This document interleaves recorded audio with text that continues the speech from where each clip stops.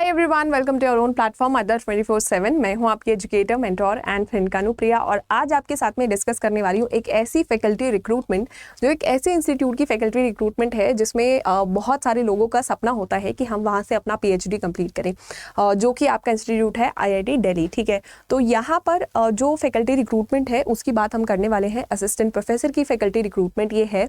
UGC net जो बच्चे दे रहे हैं, पीएचडी करने का जो सोच रहे हैं, ठीक है, उनके लिए एक क्लैरिटी है कि किस तरीके से आपकी फैकल्टी रिक्रूटमेंट होती है। और जब ऐसे इंस्टीट्यूट की फैकल्टी रिक्रूटमेंट होती है तो यहाँ पर एलिजिबिलिटी आपकी क्या रहती है, वो सारी चीज़ें हम यहाँ पर डिस्कस करने वाले हैं। तो जैसे ही आप आईआईटी दिल्ली की वेबसाइट पे जाएंगे और वहाँ पर रिक्रूटमेंट सेक्शन पे क्लिक करेंगे तो आपको ये पेज खुला हुआ मिल जाएगा। ठीक है, ऐसा कुछ विंडो आपको दिखेगा। अब आप यहाँ पर आ जाइएगा फैकल्टी पोजिशंस और यहाँ पर भी आप असिस्टेंट प्रोफेसर पे जैसे ही क्लिक करेंगे तो आपको दिखेगा कि ये एक एडवर्टीजमेंट है, रोलिंग एडवर्टीजमेंट है ये, और ये न्यू एडवर्टीजमेंट है आपकी। ठीक है, तो इस पे आपको क्लिक करना है और आपको पूरी एडवर्टीजमेंट जो है वो खुल के मिल जाएगी। अब ये एडवर्टीजमेंट जो है वो मैंने पहले से ही खोल के रखी हुई है, थोड़ा सा जूम करके ताकि आपको क्लियरली दिखे।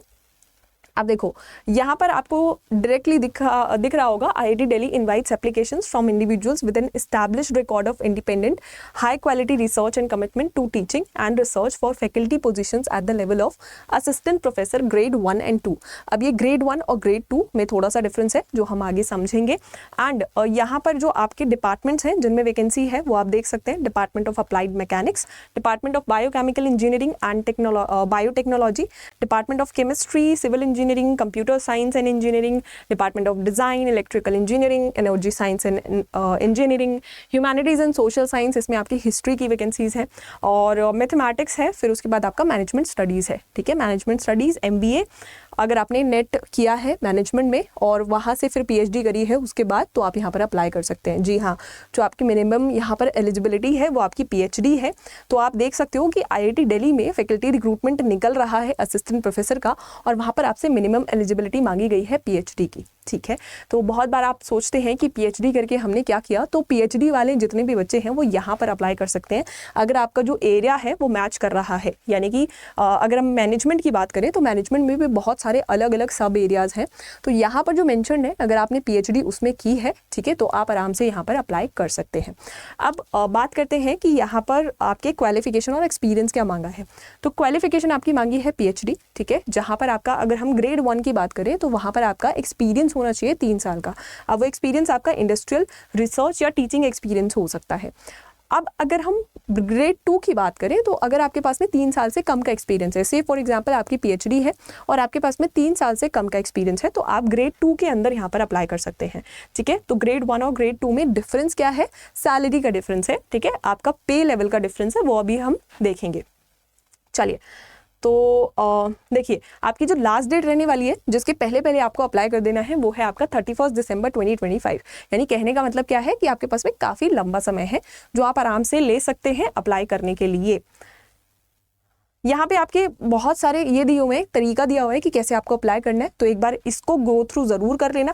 अगर आपको चाहिए ये पीडीएफ तो आप टेलीग्राम से, मेरे टेलीग्राम में जुड़ के वहाँ से एक्सेस कर सकते हैं। अदर देन दैट आपको अगर ये टेलीग्राम मतलब अगर आपको डायरेक्टली आईआईटी दिल्ली की वेबसाइट से ये चाहिए तो वहाँ से भी आप ये पीडीएफ जो है वो डाउनलोड कर सकते हैं। अगर हम देखें तो यहाँ पर आपको देखो पे स्ट्रक्चर दिया हुआ है। ठीक है, तो अगर मैं बात करूँ ग्रेड 1 की तो आपका लेवल क्या है, लेवल 12 है, और अगर मैं बात करूँ ग्रेड 2 की तो आपका लेवल क्या है, 10 है। तो ये बस डिफरेंस है कि आप अगर ग्रेड 2 में अप्लाई कर रहे हैं तो आपका जो मतलब लेवल ग्रेड 2 में अप्लाई कर रहे हैं तो आपका सीपीसी लेवल जो है 7th सीपीसी लेवल, पे लेवल वो आपका 10 है। ठीक है, तो आपकी सैलरी यहाँ पर थोड़ी ज़्यादा है, यहाँ पर थोड़ी कम है।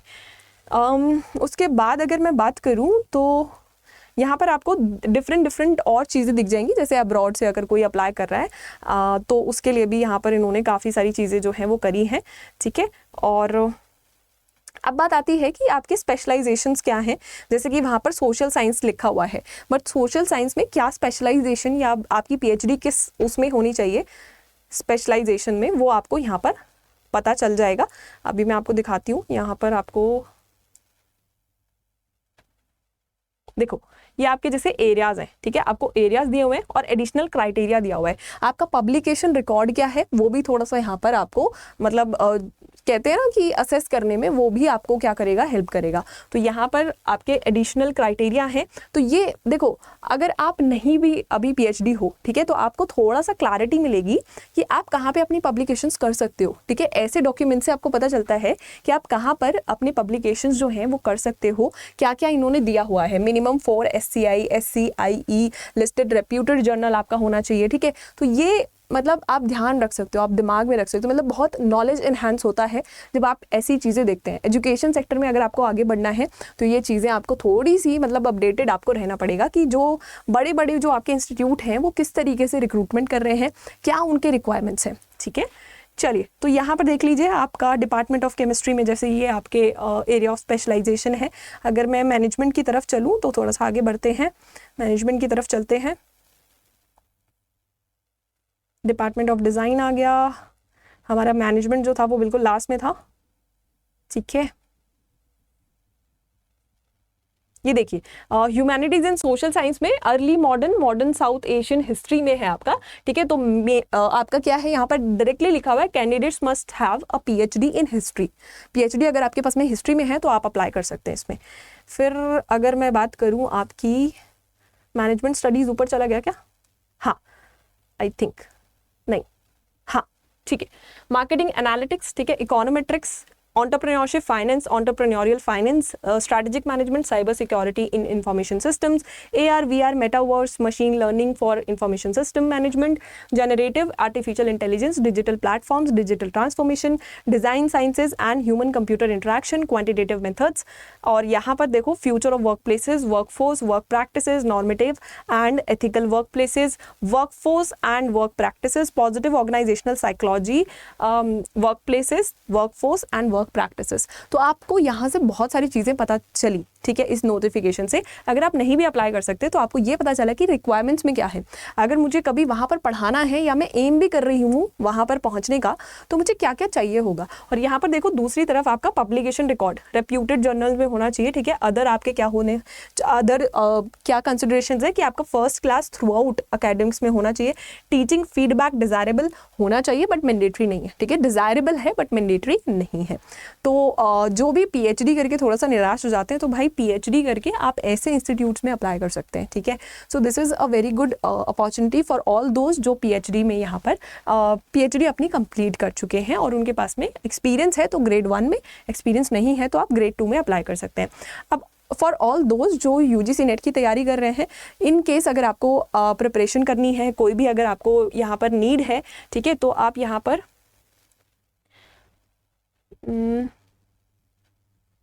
चले